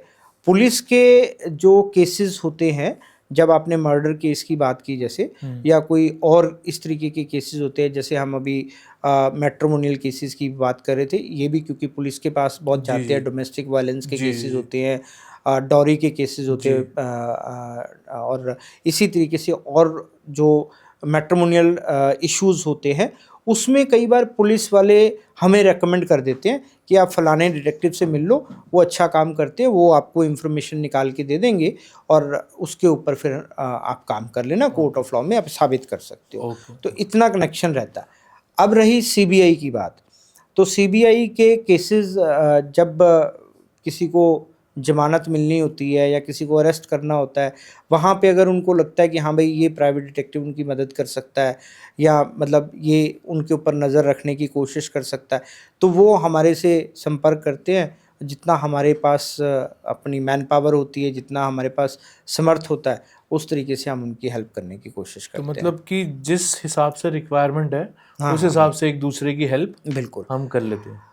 जो लोकल पुलिस होती है उसके साथ हमारा एक ये रहता है कि जैसे किडनैपिंग के केसेस होते हैं या बच्चे गुम जाते हैं, चले जाते हैं, कई बार कुछ दिमागी फर्क होता है, कुछ साइकोलॉजिकल प्रॉब्लम्स होती है, बच्चे चले जाते हैं। उन केसेस में ज़्यादातर लोग क्या करते हैं कि पुलिस को तो इन्फॉर्म करते ही करते हैं, हमारे पास भी आ जाते हैं कि आप भी ढूंढो। तो हम पुलिस के साथ मिलके उसमें काम करते हैं कई बार उनको ढूंढने के लिए, ताकि मतलब समय रहते काम हो सके। क्योंकि पुलिस के साथ एक चैलेंज ये होता है कि उनके पास मैन पावर बड़ी कम होती है, लिमिटेड होती है, क्योंकि उनको लॉ एंड ऑर्डर भी देखना है, उनको जो उनके रेगुलर केसेस हैं वो भी देखने हैं। तो बहुत सारी चीज़ें, अगर उनके पास नई नई चीज़ें आ जाती हैं तो कहीं ना कहीं वो मतलब उतना टाइम नहीं निकाल पाते। तो लोग हमारे साथ जुड़ते हैं, हम जितना काम कर सकते हैं पुलिस वालों की साथ मिल करके वो हम हेल्प करने की कोशिश करते हैं उनकी। सर, तो इसमें जैसे जब आप इन्वेस्टिगेशन करते हैं तो जो एविडेंस होता है उसको कैसे मेंटेन किया जाता है? मतलब कि उससे कोई टैम्पर ना हो, या कोई ऐसा केस जिसमें एविडेंस बहुत ज़्यादा मायने रखता हो, या आपको संभाल के रखना है, या पुलिस के साथ जिस केस में आप मिलके एविडेंस कलेक्ट कर रहे हैं उसमें कैसे किया जाए? तो जनरली जब एविडेंसेस की बात आती है, जो भी हम एविडेंस कलेक्ट करते हैं किसी भी केस में, चाहे वो सिविल केस हो चाहे क्रिमिनल केस हो, तो हम कोशिश करते हैं कि साथ के साथ एविडेंस अपने क्लाइंट को हैंड ओवर कर देते हैं। अब ये क्लाइंट की जिम्मेदारी है कि उसको कैसे संभाल के रखेगा। हम अपने पास नहीं कुछ रखते, हम उसकी कॉपी भी नहीं रखते इवन, क्योंकि कल को मिसप्लेस हो जाए, किसी और को मिल जाए, या हमारे यहाँ से चोरी हो जाए, ठीक है ना, तो उसका एक्सेस सिर्फ क्लाइंट के पास होगा, जो हमारा प्रिंसिपल क्लाइंट है, ठीक है। उसको हम दे देते हैं, उसको बता देते हैं कि भाई आप अपने हिसाब से अपने रखो इसको, आपने कोर्ट में देना है कोर्ट में यूज़ कर लो, अगर आपने पुलिस को देना पुलिस में यूज़ कर लो, जैसे करना है आप कर लो, लेकिन हमारा काम ख़त्म हो गया। सर, कोई ऐसा केस जिसने आपकी पूरी लाइफ में इम्पैक्ट डाला हो, 26 साल में कोई ऐसा केस जो आपको याद रह गया हो, कि जो मतलब आपको लगता हो कि ये एकदम लाइफ चेंजिंग या बिल्कुल डिफरेंट केस था? तो मैंने एक 2008 में केस किया था। उसमें दुबई से भाग के एक लड़की इंडिया आ गई थी, वो हमने क्राइम ब्रांच के साथ मिलके काम किया था। मतलब वो बेसिकली इंटरपोल का केस था। तो लेकिन इंटरपोल का जो मेन इंडिया के अंदर है वो सीबीआई देखती है, तो इंटरपोल के साथ कनेक्टेड है सीबीआई। तो सीबीआई से केस जो है वो किसी की जान पहचान थी, तो क्राइम ब्रांच के पास आया, तो क्राइम ब्रांच वालों ने उसको इन्वेस्टिगेट करने की कोशिश की। अब लड़की को ढूंढना था, तो अब उनके पास अपना गैजेट्स भी होते हैं, सारी चीज़ें। घर से भाग के आ गई वो। अच्छा। अब लड़की को ढूंढना है, कल को कोई नुकसान ना हो जाए उसका, कुछ कोई दिक्कत ना हो जाए उसके साथ, ठीक है। तो इसलिए वो अच्छे मतलब राजघराने की लड़की थी, दुबई की, तो यूएई से, तो उसको ढूंढना था। तो हमें टिप मिली कि वो शायद बेंगलोर में है, ठीक है। तो क्राइम ब्रांच के साथ मेरी बातचीत हुई और मैं 2008 का केस है ये। तब मैं बेंगलोर गया, तो बेंगलोर में हमने उसकी जांच पड़ताल की और मैंने उसको, उस केस पे मैं अकेले ही काम कर रहा था, तो हमने उसको ढूंढ लिया, ढूंढ के उस पर नज़र रखी, फिर हमने टीम को बताया, टीम वहाँ पे आई और आकर के फिर उनको, जो उनके पेरेंट्स थे उनको बताया। जब तक वो उसको लेके नहीं गए, वहाँ पे आए नहीं, तब तक मेरी ड्यूटी रही वहाँ पे। तो कई केसेस होते हैं ऐसे, याद रह जाते हैं। और ये एक ऐसा केस था जो मैंने इंटरनेशनली सिंगल हैंडली इन्वेस्टिगेट किया था, जो मतलब काफ़ी अच्छा था, मुझे लगा कि मैंने कुछ किया है इसके अंदर अच्छा। कोई और ऐसा केस सर जो? तो प्री मैट्रिमोनियल का केस बताता हूँ आपको। वो केस मतलब हैरान करने वाला केस है। ये तो सुकून देने वाला केस की इन्वेस्टिगेशन की, आपको बच्चे को आपने ढूंढ लिया और भेज दिया, तो वापस भी चली गई, सेफ हैंड्स में चली गई। तो प्री मैट्रिमोनियल का केस हमने कुछ समय पहले इन्वेस्टिगेट किया था। उसमें क्या था कि एक 32 साल की लड़की थी जो हमारी मतलब सब्जेक्ट थी, जिसके ऊपर हमने इन्वेस्टिगेट करना था। और क्लाइंट ने हमें अप्रोच किया कि भाई ये लड़की है और इसके बारे में पता करना है प्री मैट्रिमोनियल कि ये सही मैच है या नहीं है। हमने कहा ठीक है, कोई बात नहीं। तो जनरली हमारा ये होता है क्लाइंट से पूछने का कि भाई आप क्यों इन्वेस्टिगेशन कराना चाहते हैं, मतलब मकसद क्या है आपका, कि ताकि हम उनका एक पक्ष जान सके, हम जान सके कि वो क्यों इन्वेस्टिगेट कराना चाहते हैं, थॉट प्रोसेस क्या है उनका। तो उन्होंने बताया कि क्योंकि 32 साल एज हो गई है लड़की की, अभी तक इसने शादी नहीं की है, और क्यों नहीं की है इन्होंने शादी, तो इसलिए ये थोड़ा सा आप बताओ, पता करो। तो हमने कहा ठीक है जी, कोई दिक्कत नहीं है, हम तो पूरी इन्वेस्टिगेशन करेंगे, मतलब सिर्फ एज फैक्टर के बेस पे नहीं, हम पूरा जो हमारा प्रोसीजर है वो फॉलो करेंगे। तो जब हमने उनके घर पे जाके देखा, जो उन्होंने एड्रेस दिया था, पता चला जी वहाँ तो रहते नहीं वो तो बहुत साल पहले छोड़ गए हैं यहाँ से। तो एक झटका यहाँ पे लगा, रेड फ्लैग आ गया। फिर क्लाइंट को खबर की कि भाई ये चीज़ है, ठीक है। तो क्लाइंट का यार तुम आसपास पता कर लो, ये कर लो, वो कर लो। तो फिर हमने कहा चलो करते हैं काम, कोई दिक्कत नहीं है। तो एक क्लाइंट के साथ रेपो भी बन जाता है आपका, कई बारी अच्छे क्लाइंट होते हैं उनके साथ थोड़ा सा अच्छा मतलब लगता है कि काम और करना चाहिए, ट्यूनिंग बन जाती है, तो लगता है थोड़ा सा दायरे से बाहर निकल के भी काम करते हैं, कोई दिक्कत नहीं है। तो उस लड़की का फिर एड्रेस ढूंढा, उसके पेरेंट्स का एड्रेस ढूंढा। जब उस एड्रेस पे टीम गई तो पता चला परिवार तो रहता है यहाँ पे, लड़की नहीं रहती यहाँ पे। अब ये दूसरा रेड फ्लैग था कि लड़की क्यों नहीं रहती, अनमैरिड लड़की है तो साथ में क्यों नहीं रहती। सही बात है, ठीक है। फिर जब और इन्वेस्टिगेशन किया तो पता चला कि लड़की जो है अलग रहती है, फलानी जगह पे रहती है, और लड़की की आज से 8 साल पहले शादी हुई थी, लव मैरिज हुई थी, घर से भाग के शादी हुई थी, 7 साल का उसका बच्चा है। इन्होंने अनमैरिड और दिखा, इसमें बायोडाटा में लिखा हुआ अनमैरिड है लड़की ने खुद ही लिखा ना बायोडाटा में कि मैं अनमैरिड हूँ, तो उसने अपना बच्चा भी छुपा लिया, अपनी शादी भी छुपा ली।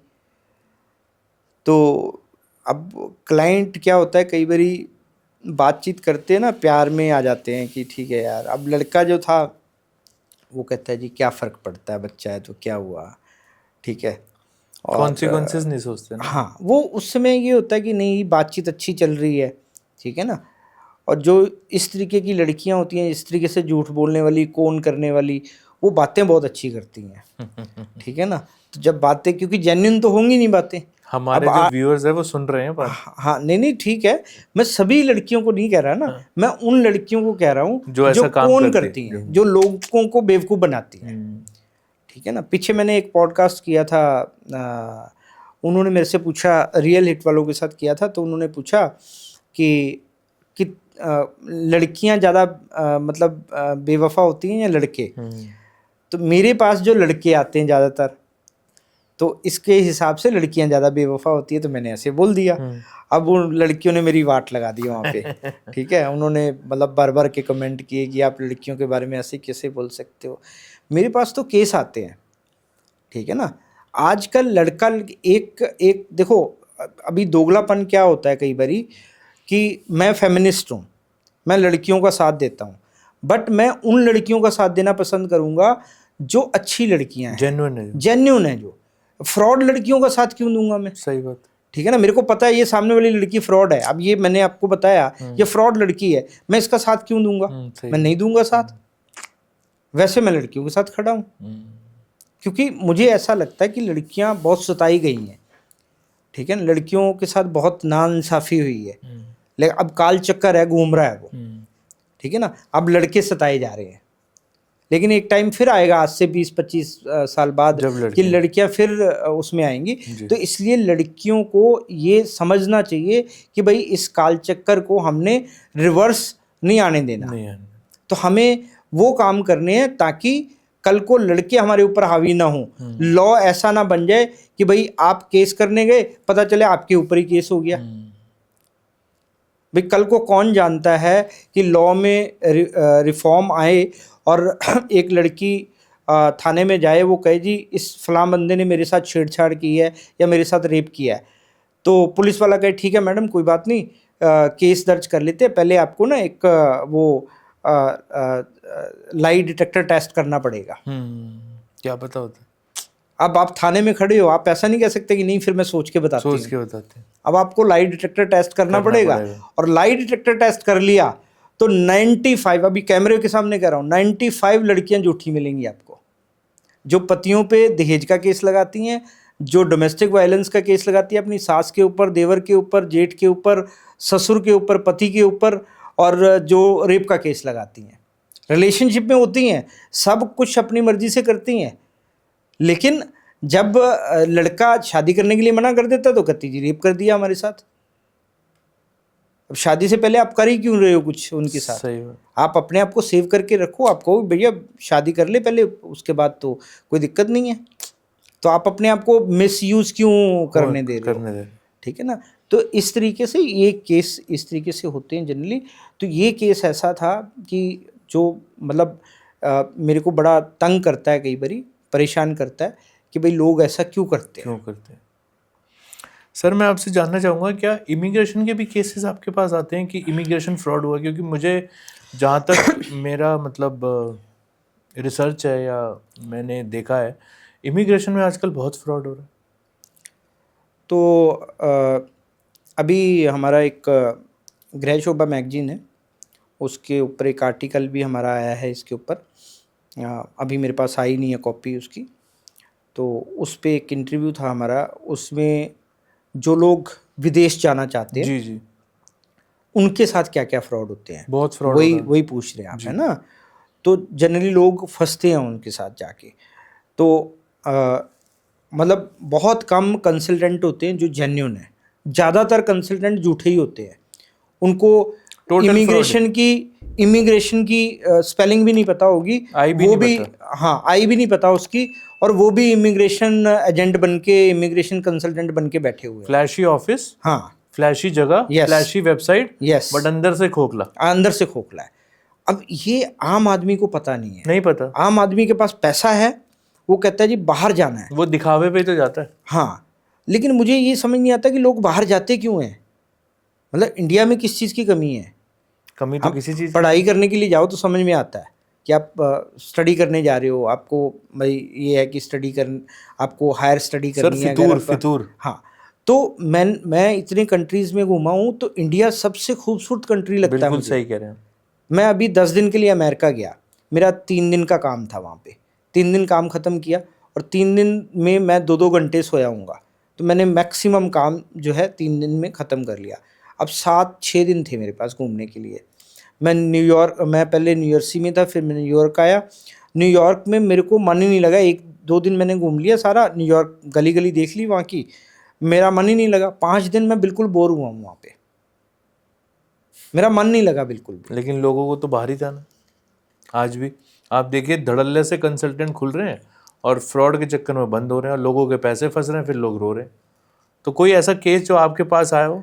तो जनरली हम इसमें क्या मतलब इन्वेस्टिगेट क्या करते हैं, तो एक तो मेरे पास केस आते हैं कि ये कई लोग बड़े सजग भी हैं, बहुत अलर्ट भी हैं, वो पहले हमारे पास आ जाते हैं ये जानने के लिए कि हम इस कंसल्टेंट को 25-30 लाख रुपए देने वाले हैं या 50 लाख रुपए देने वाले हैं।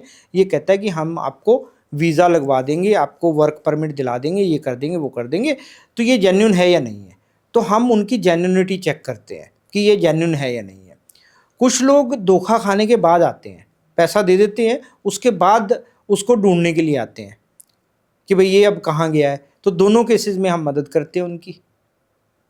हम अगर क्लाइंट हमारे पास आता है ये जानने के लिए कि हम इसको पैसा देने वाले हैं, तो हम उसके क्रेडेंशियल चेक करते हैं। इसको हम ड्यू डिलिजेंस बोलते हैं बेसिकली, कि भाई इसकी जो कंपनी है कितनी पुरानी है, इसने कितना काम किया इसके अंदर, इसका कितना सक्सेस रेशियो है, जो ये बोल रहा है जेन्युइन बोल रहा है या नहीं बोल रहा है, ठीक है, इसका खुद का क्या रिपोर्ट कार्ड है, ठीक है, तो वो सारा, इसका बैकग्राउंड क्या है, तो ये सारा कुछ पता करके हम रिपोर्ट कंपाइल करके क्लाइंट को देते हैं, जिससे कि वो इजीली डिसीजन ले सके कि इस इमिग्रेशन एजेंट के साथ इन्होंने डील करना है या नहीं करना। उसी तरीके से जब उनके साथ कोई फ्रॉड हो जाता है, पैसे वैसे मार के बैठ जाता है कोई बंदा और वो भाग जाता है, तो हम उसको ढूंढने की कोशिश करते हैं, उसको लोकेट करते हैं, उसके बारे में पता लगाते हैं कि भाई ये बंदा था कौन। वो जैसे मैंने पहले बोला, वो आइडेंटिटी थेफ्ट के केसेस होते हैं बेसिकली। तो सर ये कितने % ऐसे हैं जो फ्रॉड निकलते हैं आप जो करते हैं? मतलब अगर मैं लगाऊं 10 में से तो 8 अगर मेरे पास केसेस आते हैं, 10 केसेस आते हैं, तो 10 ही फ्रॉड निकलते हैं। उसका कारण है, सारे फ्रॉड निकलते हैं। उसका कारण है कि क्लाइंट कब आता है हमारे पास, जब उसको कोई ना कोई डाउट होता है। अभी हम सिर्फ इमिग्रेशन एजेंट की बात कर रहे हैं जी, हम किसी और केस की नहीं बात कर रहे। तो वो कब आता है हमारे पास, जब उसको डाउट होता है जी, और डाउट हमें बताता है, तो हम एक तो पहले ही उसको बता देते कि भाई इसके चक्कर में मत फंसो, अभी बता रहे हैं आपको, क्योंकि हम कंसल्टेशन के पैसे ले लेते हैं, तो अब हमारा फ़र्ज़ बनता है कि हम उनको सच्चाई बताएं, क्योंकि ज़रूरी नहीं कि इन्वेस्टिगेशन की जाए हर केस की, क्योंकि हो सकता है आपने पहले कर रखी हो।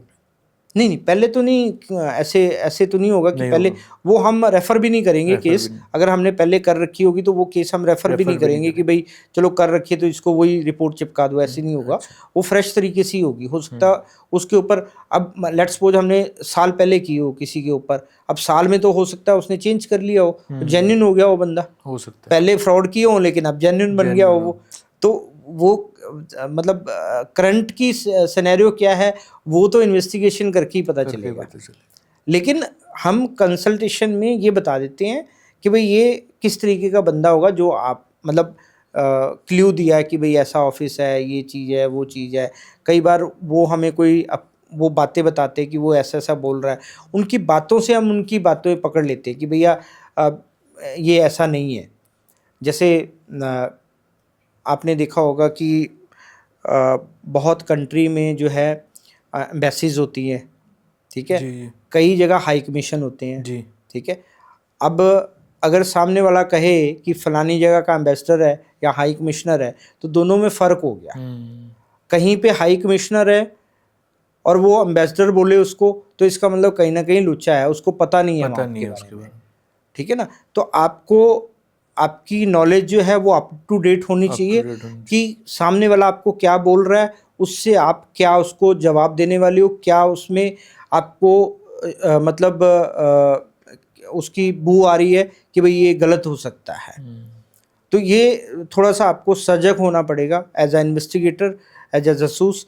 आपको आपकी नॉलेज जो अप टू डेट होनी चाहिए कि मार्केट में क्या चल रहा है, किस तरीके के फ्रॉड चल रहे हैं, कैसे कैसे लोग बात करते हैं और किस तरीके से आपको कौन करने की कोशिश करते हैं बेसिकली। सर प्राइवेट इन्वेस्टिगेटर, जैसे आप प्राइवेट इन्वेस्टिगेटर हैं और आप एक पूरी एजेंसी चला रहे हैं, ऐसी और भी एजेंसीज होंगी, तो इनमें भी मोल होता है क्या एजेंसीज के अंदर? हाँ जी, कोई जैसे आपने टीम में रखा हो, कोई बंदा मोल निकल गया हो?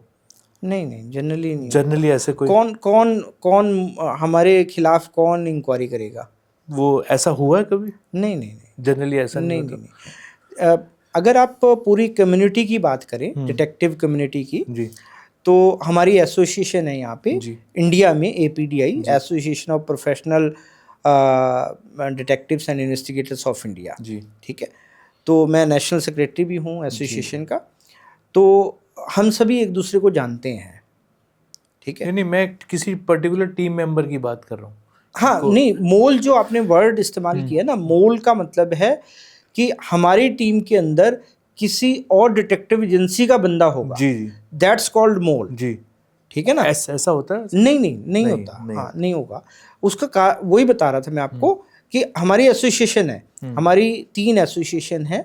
वर्ल्ड लेवल पे 2 है, वर्ल्ड एसोसिएशन ऑफ डिटेक्टिव जो कि वाशिंगटन में है, वाशिंगटन डीसी में है यूएस में, और एक काउंसिल ऑफ इंटरनेशनल इन्वेस्टिगेटर्स है, वो भी यूएस में है। वो करीब 165 कंट्रीज़ को आप मतलब उनके मेंबर्स हैं, जिसमें इंडिया भी है, जिसमें मैं भी मेंबर हूँ उसका, ठीक है ना। तो वो सर्टिफाइड करते हैं, कोड ऑफ कंडक्ट देखते हैं इन्वेस्टिगेटर्स का। तो हमारा आपस में भाईचारा बहुत अच्छा बना हुआ है, आपस में कम्युनिटी अच्छी बनी हुई है, हम एक दूसरे के कंपटीटर नहीं हैं। अगर लेट्स सपोज कई बार ऐसे होता है, मैं एग्जांपल के तौर पे समझाता हूँ कि एक क्लाइंट मेरे पास आता है जी, वो कहता है जी मैंने आज से 10 साल पहले फलाने इन्वेस्टिगेटर से काम कराया था या फलानी एजेंसी से काम कराया था, बट मेरे पास ना उसका नंबर मिसप्लेस हो गया, तो अब मैं आपसे कराना चाहता हूँ। मैं कहता हूँ जी 10 साल पहले कराया था ना, पहले उसका नंबर लो, उसी से बात करो आप। अच्छा, अगर उससे बात ना पड़े तो मेरे पास आ जाना। मतलब एक दूसरे को अब मेरे पास ऑलमोस्ट सबके नंबर होंगे मोबाइल में, काटने की बात नहीं, ना काटने की बात नहीं। उसी तरीके से अगर हमारा कोई क्लाइंट किसी के पास चला जाए, ठीक है, वो कहे जी राहुल राय गुप्ता से हमने कभी काम कराया था लेकिन आज की डेट में मेरे पास नंबर नहीं है, क्योंकि मेरा नंबर आपको ऑनलाइन कहीं मिलेगा नहीं, ठीक है ना, मेरी टीम के नंबर है वहाँ पे। जी। अब वो बाई चांस टीम से बात नहीं करना चाहता, उसको लगता है कि मैं राहुल राय गुप्ता से ही बात करूँगा, तो वो जो डिटेक्टिव है वो मेरा नंबर पकड़ा देगा उसको कि ले भैया इनसे पहले बात कर ले। तो हमारा आपस में मतलब, लेकिन हाँ हम आपस में अपने केस डिस्कस नहीं करते। अगर वो मेरे पास आया है, कोई केस डिस्कस किया है, तो इसका मतलब ये नहीं कि मैं फ़ोन करके दूसरी एजेंसी को बोल दूंगा कि भैया ये मेरे पास आया था, ये केस डिस्कस किया था। ऐसा नहीं होता, ऐसा नहीं होता। सर इन्वेस्टिगेटर जो फील्ड है, जो प्राइवेट इन्वेस्टिगेशन करते हैं, उनकी डार्क साइड क्या है? मतलब ऐसा भी होगा ना कि सब कुछ अच्छा नहीं होगा, कुछ बुरा भी नहीं होगा। अच्छा तो हो ही नहीं सकता, सभी सही कह रहे हो आप। तो डार्क साइड ये है कि कई बार लोग क्या कि इंडिया बहुत बड़ा है, ठीक है, जैसे मैंने APDI की बात की, तो हमारी एसोसिएशन कोड ऑफ कंडक्ट के हिसाब से काम करती है। जितने भी इन्वेस्टिगेटर है, करीब 125 एजेंसीज होंगी इंडिया में, ठीक है। तो लेकिन एजेंसी एक्चुअल में देखो तो आपको 500 भी मिल जाएंगी शायद, ठीक है। तो बाकी जो डिटेक्टिव हैं वो किसी एसोसिएशन के साथ जुड़े नहीं हुए, किसी कोड ऑफ कंडक्ट के साथ जुड़े नहीं हुए, उनको पता नहीं है कि क्लाइंट के साथ कैसे बात करनी है, उनको ये नहीं पता कि कॉन्फिडेंशियलिटी कैसे मेंटेन करनी है, उनको रेट का आइडिया नहीं है, वो जो मुंह में आया ले लिया, उन्होंने डिस्कस कर लिया, केस हुआ तो ठीक है, नहीं हुआ तो नहीं हुआ। तो डार्क साइड हमारे बिज़नेस की ये है कि कुछ ऐसे नाइट फ्लायर्स हैं हमारे इंडस्ट्री में जो किसी एसोसिएशन का मेंबर नहीं है, किसी कोड ऑफ कंडक्ट को नहीं मानते, लेकिन केस लेते हैं, इन्वेस्टिगेट नहीं करते हैं, और क्लाइंट को फिर धमका भी देते हैं कि भैया दोबारा फ़ोन मत करना, करेगा तो सामने वाले को बता दूंगा मैं। तो ये जो है हम अपने एसोसिएशन में बैठ के डिस्कस भी करते हैं, कोशिश भी करते हैं। ऐसे लोग कम होंगे? हाँ कम हैं, लेकिन हैं। वो क्या है कि आपने देखा होगा कई बार फेसबुक पे, इंस्टा पे या इधर उधर सोशल मीडिया पे आपने मैसेज देखे होंगे कि हम व्हाट्सअप को हैक कर लेंगे, हाँ जी। हम कॉल डिटेल निकाल देंगे, हम ये कर देंगे, वो कर देंगे, सब दे देंगे, ऐसा कर देंगे, वैसा कर देंगे, इतने पैसे भी लिखे होते हैं साथ में। हाँ, वो क्या है कि वो कौन करते हैं क्लाइंट को, क्लाइंट लालच में आ जाता है। जैसे ही उनको पता चलता है व्हाट्सअप हैक हो सकता है, तो ज़्यादातर लोग जितनी भी अगर कोई बहुत सीक्रेट बातें करनी है वो टेलीग्राम की पे करेगा, इंस्टा की चैट पे कर लेगा, इधर उधर कर लेगा, तो जनरली मतलब ऐसे नहीं करेगा जहाँ पे उसको डाउट हो कि हाँ ये हैक हो सकता है ना। तो अगर आपको सामने वाले ने मौका दे दिया कि अभी 5,000 रुपये 10,000 रुपये खर्च करके आप ये करवा सकते हो, तो जाहिर सी बात है कि सामने वाला लालच में आ ही जाएगा, आप लालच में आ ही जाओगे, आप कहोगे यार करा लेता हूँ मैं, ठीक है ना। तो लेकिन आप उसी टाइम कौन हो गए, आपके वो पैसे भी गए और साथ में आपको और ब्लैकमेल कर सकता है कि भैया इतने पैसे नहीं दिए आपने, तो मैं जिसका तू करा रहा था उसी को बता दूंगा मैं, क्योंकि आपने डिटेल तो दे ही दी उसको। ये बात मैंने सुन रखी है, ठीक है ना। तो इस तरीके का बहुत होता है, इसीलिए मैं अपने प्लेटफॉर्म पे भी मेरा जो चैनल है डिटेक्टिव गुरु के नाम से, मैं उसमें भी बहुत सारी वीडियो बनाता हूँ। उसमें मैंने स्पेसिफिकली इसी बात पे वीडियो बनाया है कि आप एक डिटेक्टिव से क्या क्या उम्मीद कर सकते हो, एक डिटेक्टिव आपके लिए क्या क्या कर सकता है, ठीक है ना। तो मैं बहुत इस तरीके के वीडियोस, इंफॉर्मेटिव वीडियो सर, अगर इसीलिए आप बनाता थोड़ा हूँ। सा हमारे चैनल पे बता पाएं कि एक डिटेक्टिव चूज करना है तो कैसे चूज करना है? तो जनरली अगर आपने कोई डिटेक्टिव चूज़ करना है, सबसे पहले उसका नाम जो है गूगल पे सर्च कर लो, गूगल में आ रहा है या नहीं आ रहा। बहुत सारे डिटेक्टिव्स आपको मिल जाएंगे। आप उनकी गूगल रेटिंग देखो, सबकी गूगल रेटिंग देख के, सिर्फ गूगल रेटिंग ही नहीं देखती, कितने लोगों ने कितना उसको वो किया हुआ है, मार्क्स दिए हुए हैं, वो भी देखो। और उनका वो पढ़ो, आप एक एक मतलब कमेंट पढ़ो कि क्या क्या लिखा हुआ है। जब आप कमेंट, रिव्यू कितने दिए, रिव्यू पढ़ोगे आप, तो आपको पता चल जाएगा कि ये डिटेक्टिव कितना पुराना है। दूसरा काम आप ये कर सकते हो कि जो वेबसाइट दी हुई है वहाँ पे, वेबसाइट को आप कॉपी करके आप उसका डोमेन सर्च कर सकते हो कि ये कितना पुराना है। डोमेन सर्च जब आप करोगे तो वो किस नाम से है, कितना पुराना है। अगर बहुत पुराना है, 10-20 साल हो गए हैं पुराना, तो आप उसके ऊपर बिलीव कर सकते हो। तो 3-4 पैरामीटर्स हैं आपके। और फिर जब आप बात करते हो क्लाइंट से, डिटेक्टिव से, आप उनको बोलो जी हम आपके ऑफिस आना चाहते हैं, आप मिलना चाहते हैं। आप चाहे जाओ चाहे ना जाओ, कोई फ़र्क नहीं पड़ता, बट आप बोलो एक बार।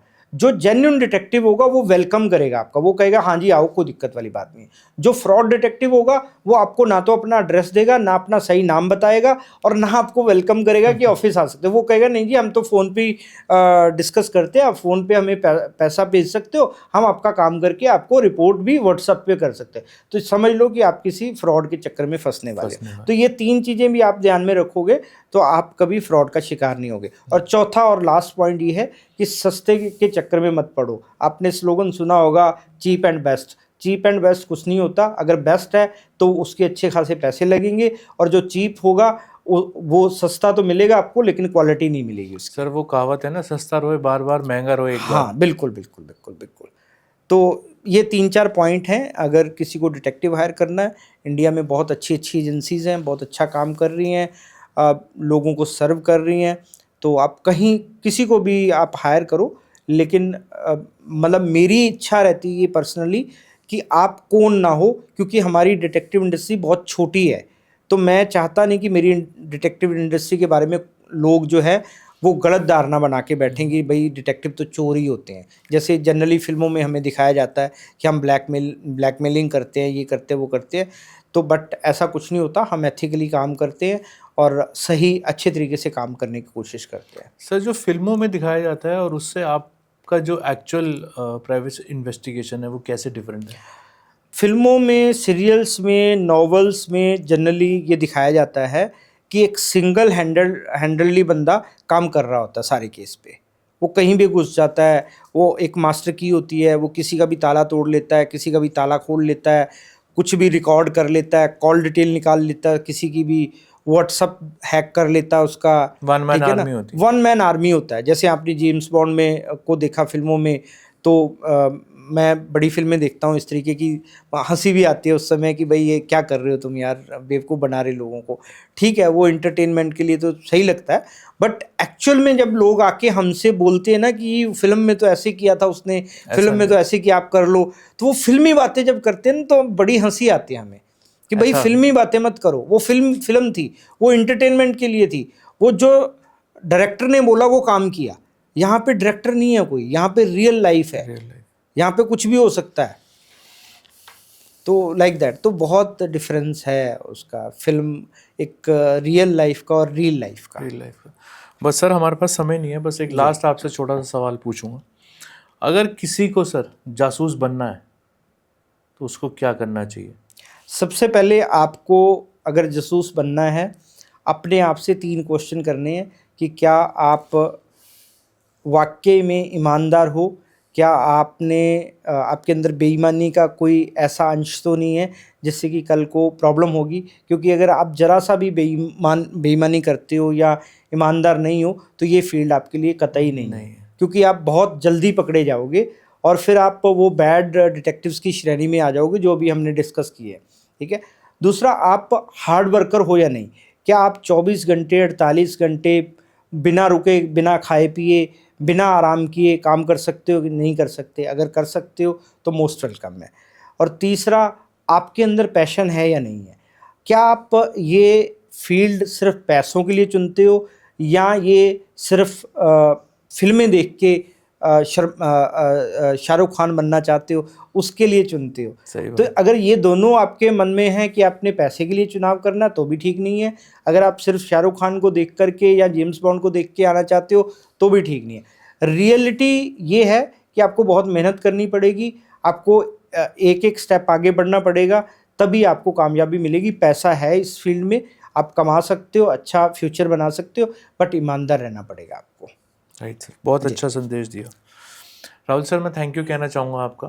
आप हमारे शो पे आए और आपने प्राइवेट इन्वेस्टिगेशन से लेके बहुत सारी हमारे साथ बातें करी जो शायद बहुत सारे पॉडकास्ट में हुई भी हो, शायद नहीं भी हुई हो। और आप एक बहुत ही अच्छा काम कर रहे हैं, लोगों की लाइफ बना रहे हैं और लोगों को सच्चाई से रूबरू करा रहे हैं। तो मैं आपका धन्यवाद करना चाहूँगा सर, और मैं बहुत बहुत आभार है कि आप हमारे शो पे। Thank you thank you so much sir, thank you. Thank you.